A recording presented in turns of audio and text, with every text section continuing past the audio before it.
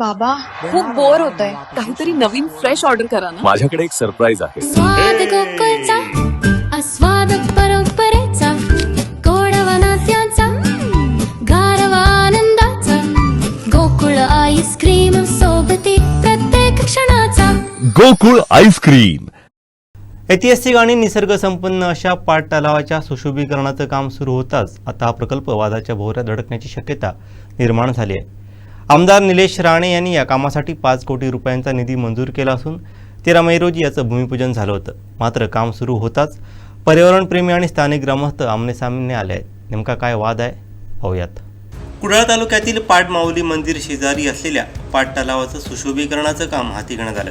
मात्र ठेकेदारानं काम सुरू करताना वाहतुकीला अडथळा ठरणारी काही झाडं तोडल्यामुळे पर्यावरणप्रेमींनी तीव्र संताप व्यक्त केला आहे. या वृक्षतोडीमुळे तलावातील पक्ष्यांचा आणि वन्यजीवांचा अधिवास नष्ट होत असल्याचा आरोप पर्यावरणप्रेमींनी केला आहे. एकीकडे पर्यावरणप्रेमी कायदेशीर लढाईचा इशारा देत असताना दुसरीकडे स्थानिक ग्रामस्थांनी मात्र हा प्रकल्प गावाच्या अस्तित्वासाठी अत्यंत महत्त्वाचा असल्याचं म्हटलंय. या तलावाचं पाणी कोचरा, म्हापण आणि पाड या 3 गावांना शेतीसाठी पुरवलं जातं. जरी ते नवीन संरक्षक भिंत म्हणजेच रिटर्निंग वॉल बांधली नाही तर तलावात शिल्लक राहणार नाही असा दावा माजी सरपंचांनी केला आहे. एकीकडे 3 गावातील शेती वाचवण्यासाठी आणि तलाव टिकवण्यासाठी प्रशासकीय पातळीवरती प्रयत्न सुरू आहेत, तर दुसरीकडे नैसर्गिक जैवविविधता जपण्यासाठी पर्यावरणप्रेमी आक्रमक झाले आहेत. आता विकास आणि पर्यावरण या दोघांमध्ये समन्वय साधून हा प्रकल्प कसा पुढे जातो हे पाहणं महत्त्वाचं ठरेल.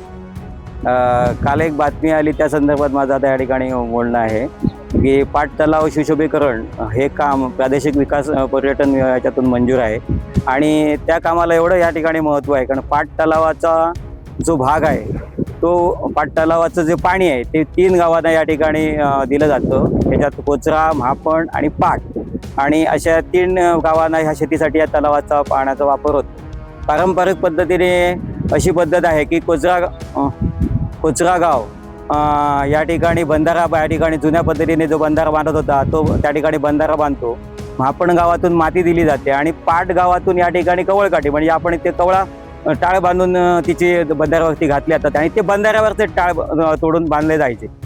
20 वर्षापूर्वी ग्रामपंचायतीने या ठिकाणी आतमध्ये पक्का बंधारा घालून गेटवाल लावून त्या ठिकाणी ह्या बंधाऱ्यापासून सुरक्षा म्हणजे झाडं तोडायला नको यासाठी या ठिकाणी पक्का बंधारा घातला आणि आज तो बंधारा खराब झालेला आहे. पाणी त्यामुळे लिकेज झाल्यामुळे पर्यटनच्या कामातून तो बंधारा प्रामुख्याने घेऊन जेणेकरून या ठिकाणी पाणी साठण्यासाठी ऑटोमॅटिक सिस्टीममध्ये म्हणजे पर्यावरणाची कुठच्या प्रकारची हानी होणार नाही किंवा माती जाऊन या ठिकाणी गाळ साठला जाणार नाही तलाव ह्याच्या ओढ्यामध्ये, ह्याच्यासाठी या बंधाऱ्याचं तेवढंच फार महत्त्व आहे. आणि दुसरी गोष्ट म्हणजे हा तलावाचा जो मंदिराच्या साईडने त्या ठिकाणी रिटर्निंग वॉल चालू जे आहे की मुळात हा जो माऊली मंदिरच्या पाट तलाव जो आहे तो पूर्णपणे रस्ता जो आहे तो बांधावरती रस्ता आहे आणि त्याच्यामुळे खालच्या वाटेने या पुलाला रिटर्निंग वॉल असणं गरजेचं आहे. जर ती नसेल तर हा तलाव राहणार नाही, तर तलाव वाहून जाईल. की सुद्धा रिटर्निंग वॉल मंदिराच्या साईडची जर नाही घातली नाही तर त्याचं गावाला आणि या बंधाऱ्याला आणि मेन म्हणजे या ठिकाणी सागरी महामार्ग आहे त्याला सुद्धा त्याचा त्रास होणार आहे. त्याच्यामुळे या ठिकाणी प्रादेशिक पर्यटनमधून हा जो निधी मंजूर झालेला आहे हे काम बंधारा प्लस या ठिकाणी सुशोभीकरण करणे आणि होणं आवश्यक आहे. बंधारासुद्धा आवश्यक आहे. जर या ठिकाणी बंधारा झाला नाही तर या ठिकाणी पाणी साचणार नाही कारण आता मॅनपॉवर जी आहे ती माणसं आता काम करण्याचं याची क्षमता कमी झालेली आहे. माती आणणं किंवा कवळकाठीची तोडणे, आपण या ठिकाणी म्हणतो झाडं तोडायची नाही. आता या ठिकाणी मोठ्या प्रमाणात वृक्षतोड झाली असे आले तर ते खरे आहे. ते वृत्त साफ चुकीचं आहे कारण या ठिकाणी बंधारा बांधण्यासाठी जो रस्ता केला गेला आहे त्या ठिकाणी 5-6 झाडं होती छोटी छोटी, ती या ठिकाणी साफ करण्यात आली. जर मटेरियल किंवा माल सामान्य त्या ठिकाणी आणण्यासाठी रस्ता करणे पर्याय नव्हते कारण आजूबाजूला संपूर्ण पाणी आहे.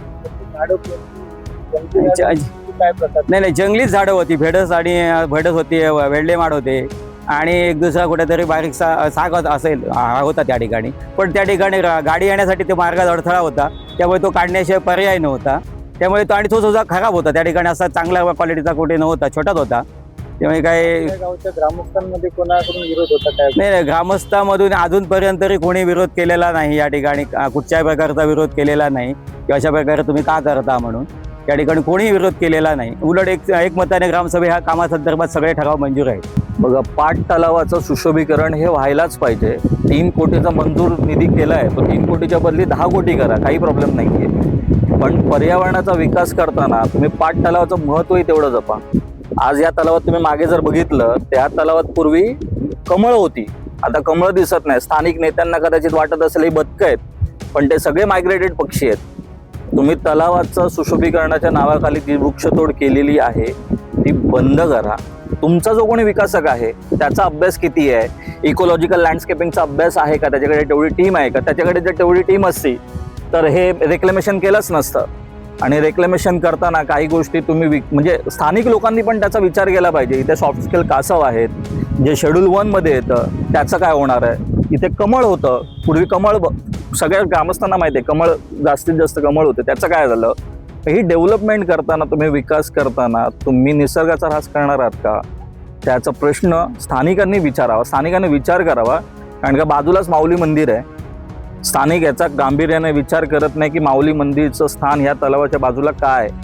ह्याचे परिणाम कोणत्याही नेत्याला भोगायचे नाही आहेत, ह्याचे परिणाम ग्रामस्थांनाच भोगायचे आहेत जर तुम्ही बळजबरीची डेव्हलपमेंट करणार असाल तर. आणि डेव्हलपमेंटच्या नावाखाली जे काही चाललंय त्याच्यात तुम्ही पर्यटन कोणत्या प्रकारचं तुम्हाला एक्सपेक्टेशन्स आहेत? इथे सगळे हुल्लडबाजी करणारे पर्यटक येतात. आज तुम्ही जर मागे बघितलं ना, तिथे दारूच्या बाटल्या खाऊन दारूच्या पार्ट्या केल्या जातात.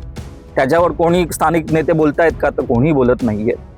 जे काही MTDCची डेव्हलपमेंट करताय तुम्ही MTDC नावावरती, ते किती प्रॉफिटेबल आहेत, सक्सेसफुली आहे, त्याचाही विचार करावा. सगळे MTDCचे प्रोजेक्ट लॉस मेकिंग आहेत. तुम्ही पर्यटनच आकर्षित करत नाही आहेत आणि पर्यटनाच्या नावाखाली तुम्ही डेव्हलपमेंट करतात, हे चुकीचं आहे. आणि ह्याची कायदेशीर गोष्टी चालू आहेत, कायदेशीर घडामोडी होतील आणि जे काही कायद्याच्या दृष्टीने असेल त्या पुढची पावलं उचलली जातील. आपलं नाव? माझं नाव मंदार कावडे. आता हा प्रश्न परत पडेल की मी पर्यावरण प्रेमी आहे का? तर बघा, हा नेहमी टॅग लावला जातो की पर्यावरण प्रेमी हा विकासाला विरोध करतो. स्थानिक मुलांना डावललं जातं, स्थानिक मुलांना ओरडलं जातं की तुम्ही विकास रोखताय. विकास रोखण्याचा प्रश्न आहे. 3 कोटीवर कशाला तुम्ही राहता? 6 कोटी घ्या, 10 कोटी घ्या ना, पण त्या पद्धतीची डेव्हलपमेंट आणा. निसर्गाचा ऱ्हास करून आणू नका. फक्त पैसे मिळत आहेत आणि पैसे मिळण्यासाठी तुमचा फेवरमधला कॉन्ट्रॅक्टदार असेल तर त्यालाही काम देऊ नका. जे योग्य लायकीचा माणूस असेल, म्हणजे इकोलॉजिकल लँडस्केपिंगचा अनुभव ज्याला असेल त्याला तुम्ही कामं द्या. ह्या कॉन्ट्रॅक्टरला मला नाही वाटत इकोलॉजिकल लँडस्केपिंगचा अनुभव आहे, नाहीतर त्यांनी हे रेक्लेमेशन केलंच नसतं. याच्यात कित्येक कासवं ढिगाराखाली गेली आहेत, ह्याची आता त्याला उत्तरं द्यावीच लागणार आहेत. विरुद्ध कायदेशीर कारवाई चालू आहे, त्याची प्रत ग्रामपंचायतीला लवकरच मिळेल.